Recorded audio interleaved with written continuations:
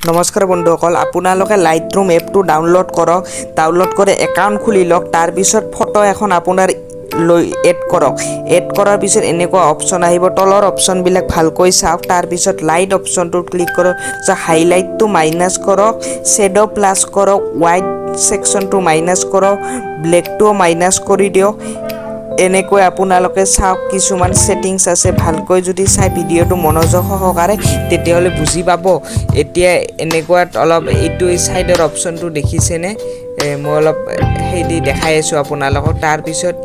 ইয়াত আহক ইয়াতটো অলপ ইটো আপোনালোকে দেখিছে ইটো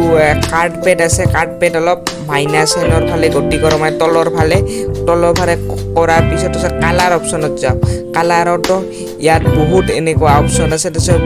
হিটো প্লাস কৰি দিয়ক ইয়াত জিনটো মই প্লাস কৰিছো আপোনালোকে হিটো প্লাস কৰি জিনটো মই ইয়াত মাইনাছ কৰিছো ইটো মাইনাছ কৰ এতিয়া ভিডিওটো ভালকৈ চাই থাকক বুজি পাব দিয়ক